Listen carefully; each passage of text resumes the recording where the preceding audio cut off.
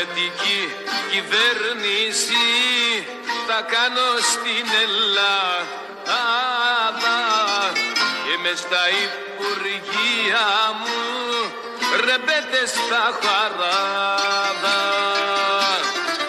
και μες στα υπουργεία μου ρεμπέτες θα χαράδα. Ρεμπετική κυβέρνηση θα κάνω στην Ελλάδα.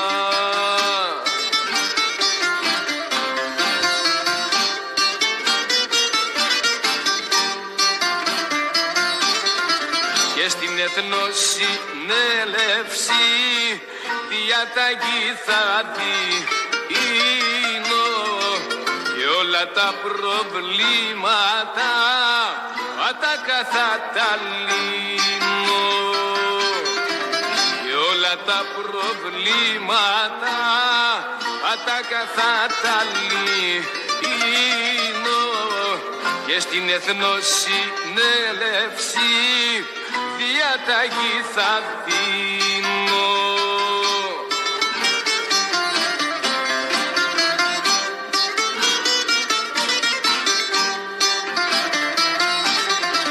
Γάλλοι, Εγγλέζοι, Γερμανοί και εσείς Αμερικάνοι, αφήστε την Ελλάδα μας τον πόνο της να γιάνει.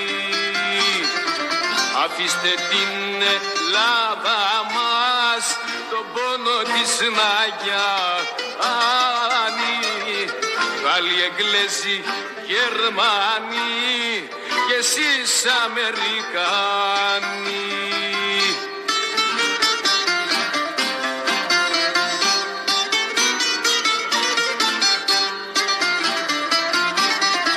Θα διώξω και τις βάσεις τους, θα φύγω κι απ' τον ΝΑΤΟ για να μας τα από πάνω εμείς κι αυτοί να από κάτω, για να μας τα από πάνω εμείς κι αυτοί να από κάτω.